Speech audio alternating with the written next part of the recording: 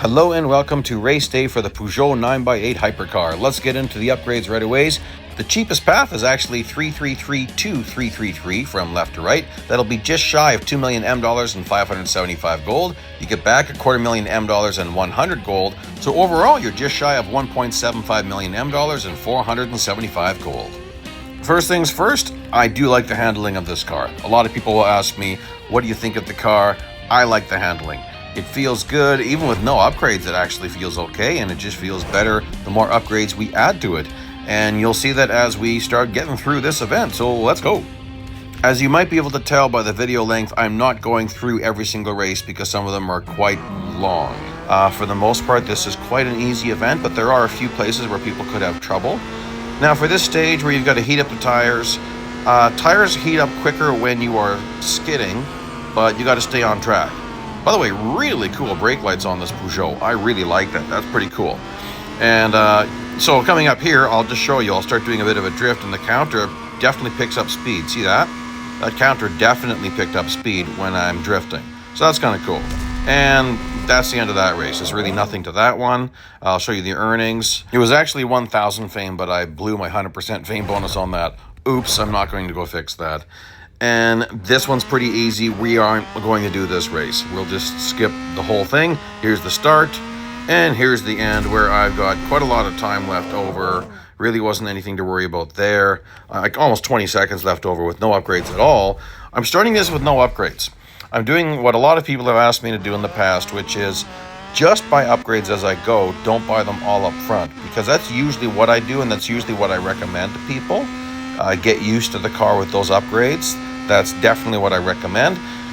It can be annoying to learn the car one way and then have it change as you add upgrades. But, you know, I guess in real life racing, that's probably a little bit more, oh boy, I really blew that corner, didn't I? Yeah. Real life racing, you get adjustments at pit stops, and so the car is changing throughout the race. So, you know, I guess it is kind of a little more like real racing maybe. I was going to say it wasn't, but anyway, whatever. I decided to do it that way. I'm driving this crazy aggressive. Just so you know, I will not be, well, there we go. So I'm not going to be taking this easy. I will do no bot slowing whatsoever. I'm just going to drive this hard every time. This race, we're definitely not doing all of it. Definitely no challenge to this. You can go as far as you want to. I'm not going to bother because that's just going to take a long time and it's unnecessary. So I eventually started lagging way behind the cars just to run that timer down, and then I decided I don't want to do another lap, so I ended it there. We will eventually start to go through the races. I just don't want to go through all of them this early on. I think you'll find that quite boring. I am showing the full storyline this time. I normally don't. I'm flying through it pretty quick. You've got the freedom to pause whenever you want to if you want to read the storyline. So there it is for you. And we're at Spa, which is definitely a wonderful place for this car to be at. Oh, no servicing. Okay, if that happens to you, restart the game. That's all I had to do. I restarted the game. There's my servicing. There's my instant R&D. By the way, guys, that used to not be a thing. When I first started playing this game, there was no such thing as instant servicing, instant R&D. We had to watch ads like crazy.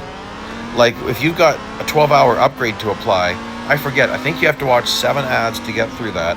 And then if you got that across 7 different tiers, that's 49 ads. Plus the servicing you'd have to get done. Like, it was ridiculous back then. So I get that there are things that aren't great sometimes in updates, but boy, am I ever thankful for that. Also, VP rewards. That wasn't a thing. So yes, we do get slightly less rewards and a lot of flashback events, but we also get VP rewards, which didn't exist before, where we're getting bonus currency for doing what we always do. But I will tell you, one complaint I have about this car is the steering wheel. I'm very disappointed. In race cars, I am used to seeing a lap counter on the steering wheel, and there's a lap counter, but it's just frozen with a certain time on it. That's not okay with me. That's not real racing to me. I've already made a report about that. That's been a feature on so many cars, and I've noticed there was a more recent car as well that didn't have that, and I was kind of surprised. So yeah, that's really annoying to me because, boy, you generally don't need a lap counter, but in endurance races, you do because you don't have one. So I really actually use that. And I'm hoping they would change that on a go-forward basis. They're not going to change it on this car, but basically we've got a photograph of a steering wheel. Nothing on the steering wheel is functional. So that's kind of odd to me. Yeah, like usually cars that have tachometers or RPM gauges, they actually work. No, not on this one. So, oh well. I still like the car, don't get me wrong. I really like this car. I just think they missed the mark on the steering wheel. And yes, I did file a report about that. So we'll see what happens. I do not expect them to change this car now that it exists, though. Complete east lap in 2 minutes. I did not find this difficult with no upgrades. So I'm not going to go through this whole thing either, because I thought this was quite easy actually with no upgrades. If you're having trouble, just add some upgrades. You're going to need a lot of them yet. You cannot do this without adding a whole bunch of upgrades. That's impossible. I did try, you will see that. So we're just skipping ahead here, because I had all sorts of time left over, like 15 seconds on my second lap, and about that on the first lap, honestly. So, and then when they show your fastest lap. This one is also quite easy. You'll see that it says finish at least 5th. You'll see that it's pretty easy to finish a lot higher than 5th. And like I said, I'm not doing bot slowing. I'm not taking it easy at all. I'm going to be just plowing through this. It's kind of interesting how they are starting us, not at the very back every single race. So I want to point that out. A lot of people complain that, well, they start us in the back in every single race. And in Career Series, they do that. There's no way getting around that. In events like this, though, they don't always do that. So, ooh, didn't mean to tag you, Mr. Yes. I do like that we've got a mixture of cars. We'll see if that gets to be a problem. With some of these events, that has been difficult for people when we were facing LMP1s. I actually liked it myself. I liked the challenge. So we'll see if what this all turns into. Bruxelles, I have not dialed in this car yet, guys. I'm figuring this out as we go. So I've got my notes from Circuit de Catalunya in my head, and I'm making adjustments here, but I'm not pushing this car to its edge right now. And like at Circuit de Catalunya, one of the races, I totally blew corner 1. That's just part of learning how the car handles and the brakes. I'd say it feels like a pretty good car. It feels pretty dialed. It feels like it's got a really good balance to it. Curious how it would feel fully upgraded, but I would be waiting for a sale for that. And yeah, because this isn't cheap. I mean, 575 gold. I know some people will start the event and then let the event expire to trigger a sale on the car and then buy the car, but that won't get you the upgrades for any cheaper than full price. So overall, if you plan to upgrade this car, this is the cheapest method, because this way you're not buying the car and buying the upgrades. Gold cost is the same no matter what. However, I will say, if in the long run there was a gold sale, then it would be cheaper to get it on sale. Oh, look, there you go. So now I can't proceed. I tried. So I'm just going to start buying from left to right and then from right to left and then go from there. Yeah, so anyways, back to what I was saying. If you bought this car with M dollars and then there was an upgrade sale, that does save you gold, which is usually the biggest goal in this game. So that way it would work. But, whatever you think there. That, yeah. I have no idea if there ever will be an upgrade sale for this car. It's reasonable that there would be. So we'll do this full race. Like I'll start to do some full races, not anything super long, unless it's a really long race that I think people could have trouble with, then we will. I think you can blast Eau Rouge full speed in this car, but I've got guys in my way a little bit there, so I'm being a little bit careful.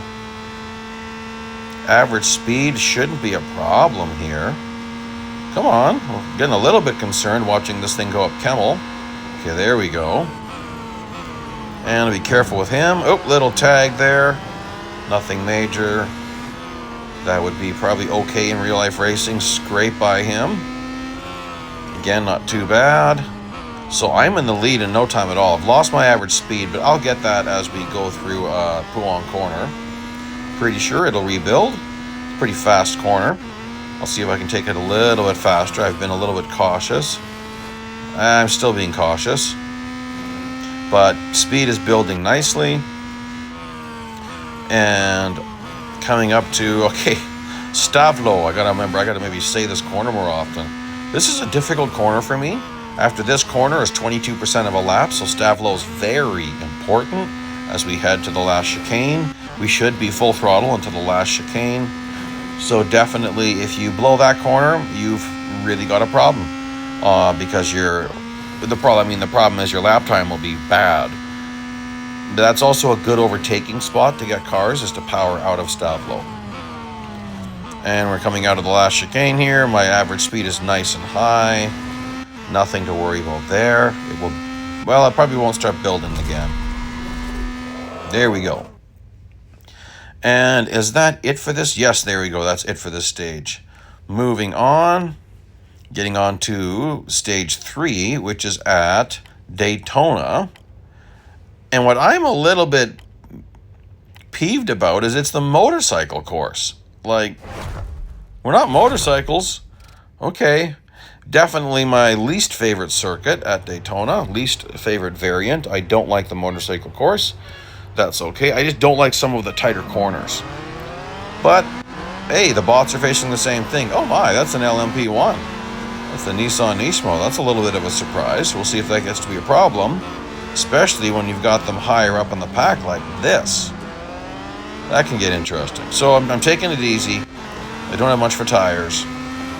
Oh, that's not good. That eats into your tire warming, because we need tires up to 50% before lap 2, I believe it said.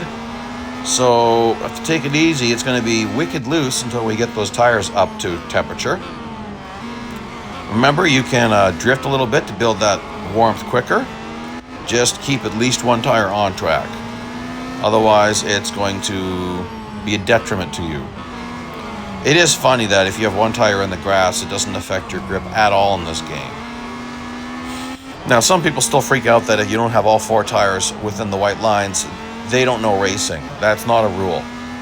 So if you watch, it's funny when I see even Formula 1 fans say that, and I ask myself, are you watching racing? Because they're taking tires outside of the white line all the time in Formula 1 racing. But a lot of people don't know, I guess. So, yeah, the rules, at least for 2025 at least, we're keeping one tire on track. And I think it's been that way for most years, but maybe not all of them. The rules vary every year, so, a person keeps the principals on their toes to know what's going on here. All right. And overtake 10 opponents. Okay. I don't think that'll be very difficult, especially if it's... Okay, well, it's a rolling start, so that might add some difficulty. Oh, and we've only got 1 lap and a bit to get it done. Well, I take it they're going to be slow, because that's kind of a surprise. That's not a lot of time to overtake 10 opponents. I don't know. I don't think it said... Maybe it didn't say unique. Oh, well, I'll overtake 10 unique opponents. Just why not? Just be safe and do it that way, and won't do a race twice if I don't have to. Ooh, he really came down.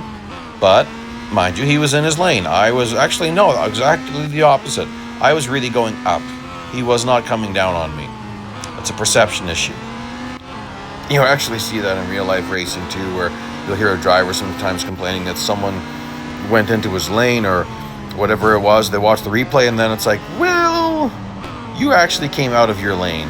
So it actually was you. So it even happens to professionals. It's not just us. Okay, well, it looks like there's the 10th guy in front of me. Up a little bit. So obviously overtaking 10 is not a big deal. Question is, will the race just suddenly end? And let's just see here. And yes, it does. But you'll get full credit. You get credit for running the whole race, even though you didn't. Okay, well, this is going pretty quick. Fastest lap. All right. That should not be difficult. Now, my fastest lap will be the second lap because I'm starting quite slow. I'm going to ride really high just to try to build up some speed here. I came down out of that high bank there to build more speed, driving out of the high bank. Now I'll drive down again because the shortest path will be going down here, and that builds up more speed. So I was about 315 there, and we'll just see what that's like. Of course, we've got traffic in the way. They're going to really be driving slowly, though. These LMP1s so far are driving very slow. There's an Audi. Oh, well, just as I say that, look, he's not driving slow. He'll brake before that corner, though. Like these, I don't like this corner. It's not a very good corner for me. Oh, almost went off track. And I don't like this corner, which is also just not a very good corner for me. But you know what? That's my problem. Learn the corners, right? If you're a race car driver, learn the corners. Get comfortable. It's on me to get comfortable here. And then the bus stop coming up here. It's pretty fast in this car, actually, I find. Like, I can take this bus stop very fast. I think I can take it a lot faster than that if the GA wasn't in my way. And we'll just see here. I was 315 as I was entering corner 1. Obviously, I'll be over 315. And then we're going to warp ahead after this. Just as I'm crossing the start-finish line, we'll warp ahead. Because I'm not going to do a whole basically an empty lap pretty much. Come down. There we go. And I mean, obviously, I got first place there. You can see it. And if it goes for the fastest lap, I would have got first place anyway. Okay. So I need more upgrades, so I'm just going to keep going from over to the far right, and then I started going from right to left, and there we go. I stop when I get enough. And there we go. Let's see here. Average speed. Huh. Less than? Oh, no. I was going to say less than a lap? No. It's more than a lap, but I mean, I already hit average speed. Now we're getting to the slow section, of course. Are they going to formation drive? No, surely not. Kind of looked like they were, though. I mean, that makes it really easy to get around them when they formation drive a whole race. Because you know exactly where they're going to be. Okay, you'll get slipstream. Little bit of a slipstream slingshot around him, not much. Just have to remember I'm on the motorcycle course and not approach my turns incorrectly. That can happen, where you mix up your variants and you go plowing into a wall. It's really funny when it happens. Okay, let's see that speed build. Okay, I've got no one in my way, so let's just see. I should be able to take the bus stop here a lot quicker. And I think I'm still over braking it. Yeah, I definitely could have taken it faster than that. Okay, let's build up some average speed. I don't think it'll be a problem, so I'm not taking the high path. I forget my target speed. I noticed that they're listing a lot of things in just miles per hour, but usually in the secondary description it shows you both. So like if I pause right now, it would probably show me both. But yeah, it's in brackets there. So I'm not worried. Okay, that's the end of stage 3. Let's get on to stage 4 and keep the ball rolling here. Again, I'm showing you the story. If you really want to read it, you can pause and read all of that. So we're at Monza, and there is Angry Magnus. Always got a chip on his shoulder, always got a big mouth. He's got decent talent, though, but it's just his mouth outweighs his talent, so what do you do? Okay, starting... Are we all the way at the back? No, we're not. There we go. So heading into the first corner is interesting from a start like this. It's so tight at the first corner. This is bad. I mean, it's the way it is in real life. It's just, this is a tight first corner. Whoa! Right-hand lane there. He really plowed in there. Kind of surprised by that. Circuit de Catalunya has a similar feel in the first corner, with at the Grand Prix version at least, where you've got that right-left going on, but it's much wider. It feels much wider at Circuit de Catalunya. Same with one of the Dubai variants, and so on and so on. It's nice and wide there. This is so narrow at that first, really, it is a chicane, but it's so narrow. And blasting past this guy. Yeah, like, time is not an issue here. I didn't find time was an issue. I was in the lead racing carefully, so I took my time to get around people. And you shouldn't have a time issue. You can take corners very fast on this car. You can really push it if you want to. We will not be doing this whole race because I'm already in the lead, and I think I'll cross the line at about 1:30, which would give me a 1:30 to do the second lap, but I'm starting that second lap full speed. So there's really no issue there. Oh yeah, I'll be about 130 at the line. So let's warp ahead. Yeah, so 11 seconds left on the clock. Not an issue. And so this one's interesting. Leader draft for 15 seconds. And then there's also a speed requirement. So just be mindful of the cars around you. Get in front of them as soon as you can. As soon as you pass someone, go up in front of them. Even if it's just for a little bit, get up in front of them. And like when I overtake this guy, I'll get up in front of him for just a little bit even. There, it adds up. See that? I got 2 seconds out of that. So just know where the bots want to drive and drive there. When you overtake someone, sometimes the bot will come down into your lane. Now, right now, they're formation driving. Now they won't be formation driving. They were formation driving. Magnus already? That's a surprise. What are you doing way back here? I expected you further up in the field. Gosh, I guess you're slow. Aha. So the speed target, I don't think I'll hit it here. I mean, I could have pushed it. There's no reason to. It's easy to hit that. Oh, okay, let me get in front of him a little bit, get some more counting in. Just got another second there, but probably 1.5 maybe, something like that. Okay, I'd like to set up a speed run here. I can, maybe. Get in front of this Nissan, probably not going to happen. Nice tow though, he's going to help me hit speed. Okay, get down in front of him, get that counter going. Oh, cool! I've never noticed that. Side drafting, and the counter counted during side drafting. That is unexpected. Okay, and I'll get in front of you, get some more counting in. And there, I hit my speed, so now I'm going to slow down, get some more counting in. Oh, it's already full. I thought I'd have to slipstream down this, down the straight here, the start-finish straight. Well, I shouldn't have let him catch up. He's going to be all over me. That's a fast car. Now, I'm really out of block because I think it said don't get overtaken or win or something. Okay, well, that's kind of funny. Not too bad. And overtake Magnus with degrading tires. This is one we will do the whole race. This gets quite difficult. We're doing like 2 1/3, maybe almost 2.5 laps. I'd say 2 1/3 for sure. I'm going to be quite careful, and you watch what happens with my tires. I'm not going to be going off track. I'm not going to be getting any damage. And yeah, this gets difficult. So build your average speed fast. Now again, I'm doing this with minimal upgrades and probably not the right ones because I started going from right to left. So I have the fewest amount of speed related upgrades at this point. Not the absolute fewest, but as far as the second and third tiers are concerned. So, but I'm grippier, so I'll corner better. So maybe this is better because as the tires degrade, yeah, maybe. So anyways, we want to keep it really clean, and you really need to build up as much speed as possible because this is going to get bad in lap 2. Like we're already down to 75% almost. And at 80%, you have to start being a little more careful with how you drive.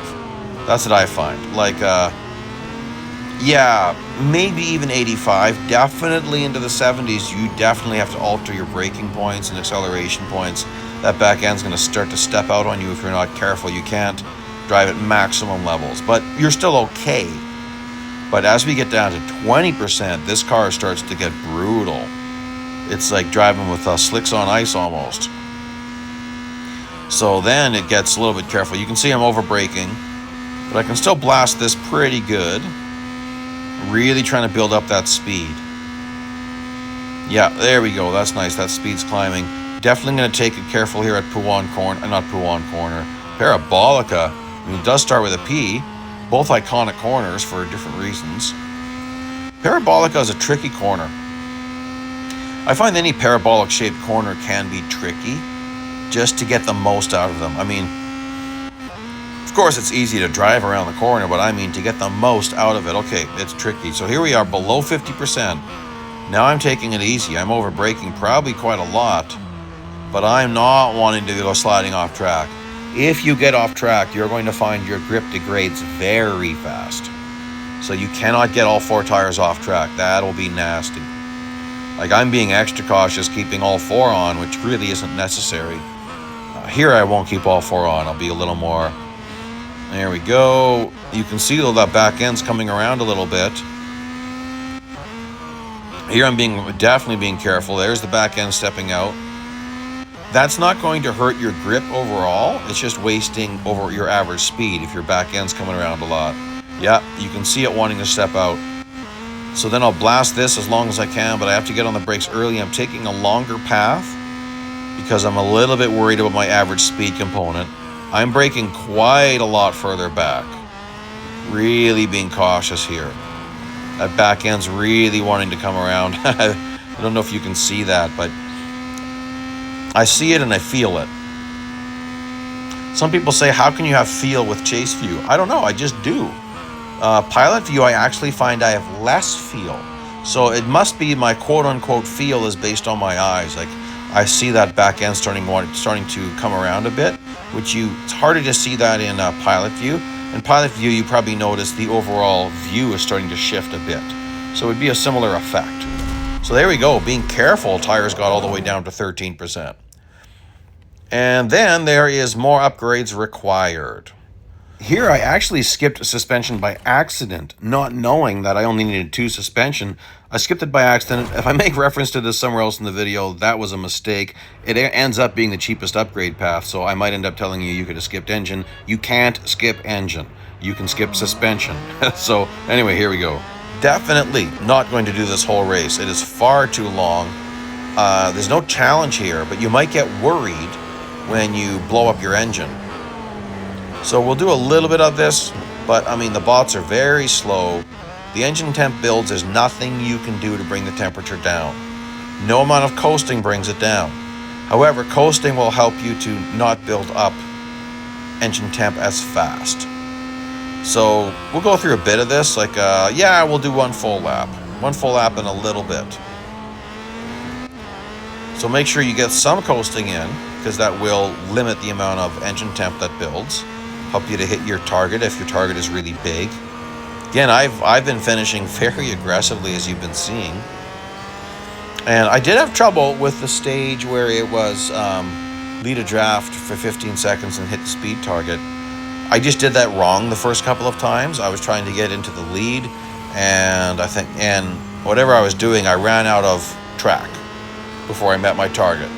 So you just have to focus a little bit more on the targets for that one and you'll be fine. Building engine temp pretty quick, actually. I'm a little bit surprised we're already up to half. And this car coasts pretty well, so doesn't have a lot of engine braking. Okay, we'll warp ahead right away here and just to where my car blows up. So there we go, which is really just the next lap, and then it blows up. And I let it coast for quite a while here. I was a little bit worried. It's kind of funny when you get to a stop here. This thing, smoke's really pouring out of this thing.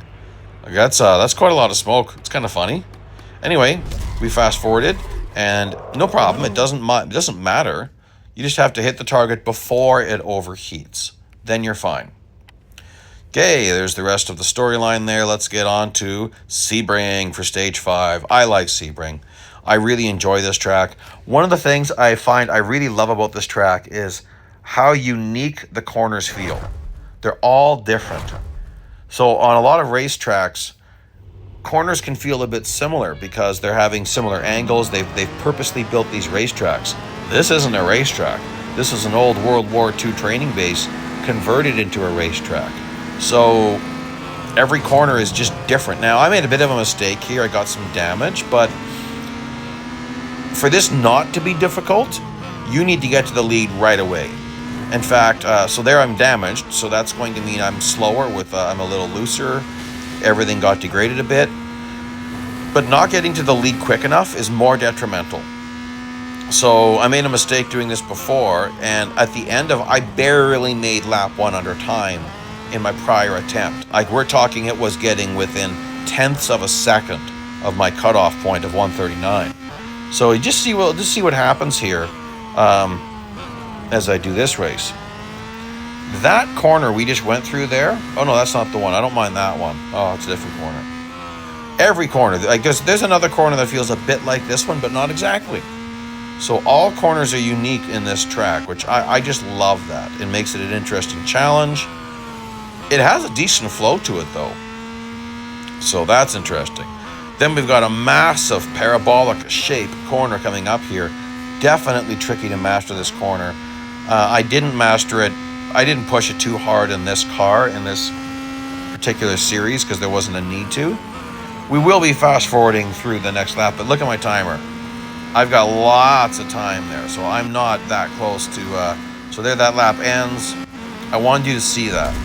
So with a damaged car, I was 7 seconds faster than when I kept it clean, but took forever to get around traffic. So sometimes getting damaged isn't horrible. All right. So this one we've got to find Magnus. I had to double check that. And tailgate him for 20 units. It's probably not actual units anyways. Or is it 20 seconds? It's 20 seconds. Duh. Yeah. So one thing about tailgating, you do not have to be behind a car to tailgate. It is not like slipstreaming. You just need to be close enough to the car. So you can be right beside the car. You can have your front bumper almost in line with his front bumper. You just need to be a little bit behind him. That's it. So when it's when you have to do really close tailgating, and if there's a no damage requirement, it's beneficial to know you don't have to be behind him. So here I'm behind him, and I'm tapping him a little bit, giving him a push because he's so slow. So you can be slipstreaming but not be tailgating, and people mix that up all the time because the distances are different. Slipstreaming, the distance will vary depending on how fast you're going. It'll get more. Tailgating, no, it's equal. So look at this. See, I'm beside him. It was still counting. And I'll fill that up really quickly, and then bye-bye Magnus. Just blow by you, buddy. Now, this did say finish in third. And maybe I could finish higher than third. I don't want to mess around with that, so I'll just obey. Obey the requirement. So I'll definitely get a nice slipstream on this guy. Don't want to get damaged, so I'm being a little bit careful, because I don't remember if it said don't get damaged. So I'm just being a little bit careful. I don't want Magnus to catch up. And he's not catching up. He's doing poorly. Well, look at that. A little bit, not much though. So there we go. Not difficult if you do that. We're winding this thing down slower and slower. Interesting, we have a speed record event near the end. So I was a little worried that this might be a really difficult speed record event, especially since my upgrades are not very speed... Well, they maybe are, because I skipped suspension by accident. So I guess that benefited me here. Again, if you're having trouble, you need more upgrades. Go with the upgrades I showed you. You need them. Otherwise, yeah. I think we'll be hitting speed as we head into the final corner, the big parabolic shaped corner. I think that's where I will be hitting speed. The nice long straight. Interestingly, I think that's longer than the start-finish straight. This is my worst corner here. It is a hard corner. More than, it's almost a hairpin.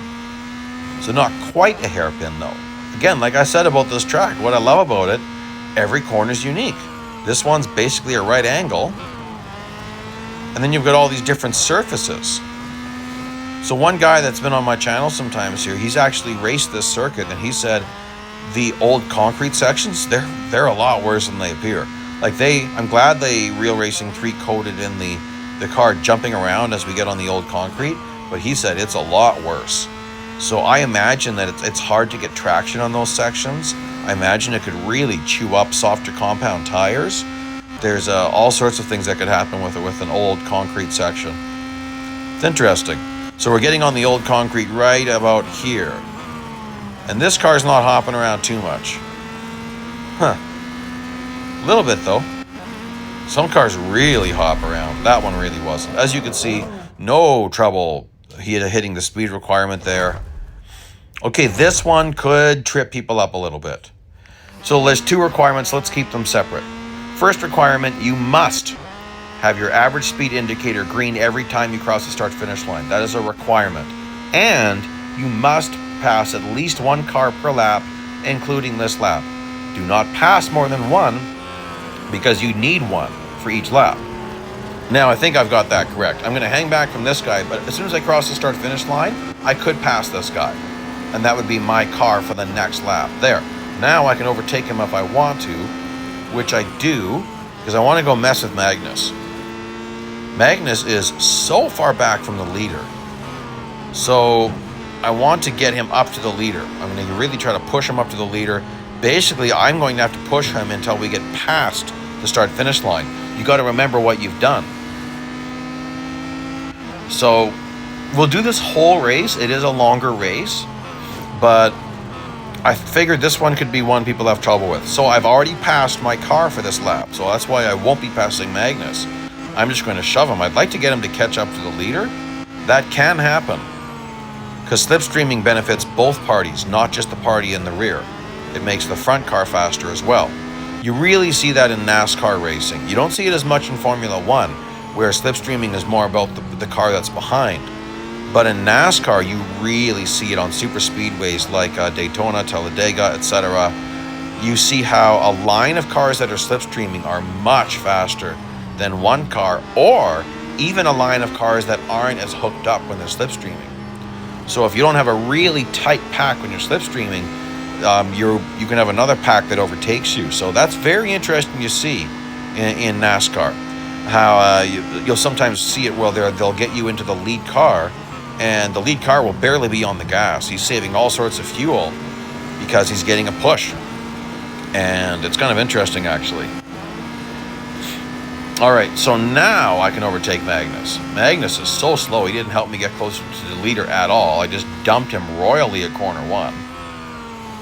Now, I've already passed my car for this lap, so I don't need, and I shouldn't pass this guy. If I pass this guy now, I'll probably fail because I won't be able to meet the requirement. Okay, so we've got a Porsche 963, and I've got a long ways to go. Again, I do not like this corner because I fail here so much. That's on me. Got to learn the corner, got to learn the track. If I'm a race car driver, I got to learn. Someday, I would love to actually get out to a racetrack and get into a car. And yes, I would videotape it if I ever can. We'll see if I can pull that off, get out somewhere where you can maybe rent a car or do something like that. I'm nowhere near anything like that, to my knowledge. I mean, there might be some very low-level racing near me, but I'd love to get into something quite a lot faster, like even like a GT3. That would be awesome. That'd be really awesome, actually. That's very fast. I probably would have a difficult time with that because I haven't done a lot of really pushing at real-life racing. I definitely like to push it in my own vehicle, but hey, that's totally different than being on a racetrack, though. Because in real life, you can't push it very much before you're breaking the law, so you got to be careful. Okay, so now he's pretty fast. I mean, he's going to go a little bit careful there. Oh, I drove it in a bit too deep. Race line wasn't good. Now I can push it in this car. Let's see what I can do here. I'll really push it and see how much of a lead I can get. Average speed, like, it's not a concern. Even staying behind those cars, it's not a concern. But I would say pass the car early in the lap like I was, so you'll be dealing with faster cars. You don't want to wait to the very end of the lap because then you've spent a whole lap behind a slightly slower car. Like the lower they are in the field, the slower they are on the track. So I would say do my strategy, pass the car very early in the lap so you've got some track where you can run before you catch the next car. And that should make this pretty easy for you. Definitely, you'll fail if you go off track for too much. You definitely fail if you don't meet requirements, if you don't pass the cars. I did test that. So be careful out there. You do get a bit of off track. It's not instant failure. And yeah, you'll see here, like, look at this gargantuan lead, over half a kilometer lead at this point. And I mean, that'll shrink as I get into this big last corner here. But not, holy smokes, did I ever have a huge lead. Yeah, not an issue. And then we get on to the last race. Is this not the last race? Yes, it is. And I had to have a meal break here. So I lost my instant servicing. I'm doing this unserviced. Not completely unserviced, but pretty close. And so that's adding a level of difficulty because I will not have, my fuel won't last as long. So at this point, I've got 333 to 333. I don't recommend that. It's cheaper to go to skip the engine, rather than skipping suspension. But whatever. That would make, I'm a little bit faster with a little bit less grip. It's just one upgrade, so it's not a big deal. Again, I'm expecting you and most people will probably take all threes. That's usually what we would do in this situation.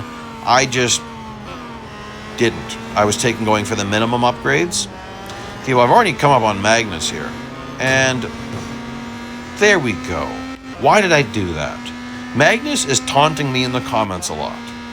And sometimes he's a little over the top in the comments on my videos. He will comment on this video most likely. And he will most likely comment on what I just did.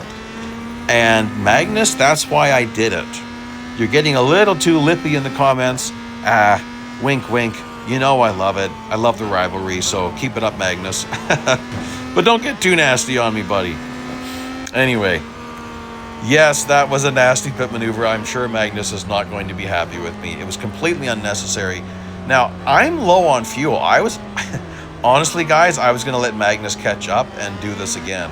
But then I'm thinking, I don't want to do this event again and again. And I could run out of fuel before I finish this event. So I better be careful. Now I've got the whole pack behind me. And I've got a car that can't go as fast. This was a stupid idea. I almost got the pit maneuver done to me there. So hopefully I can keep these guys gapped as we're heading into the last corner and as I'm running out of gas. This was not very well thought out. We're getting to 0.3 units. Okay, I'll make it. I'll make it.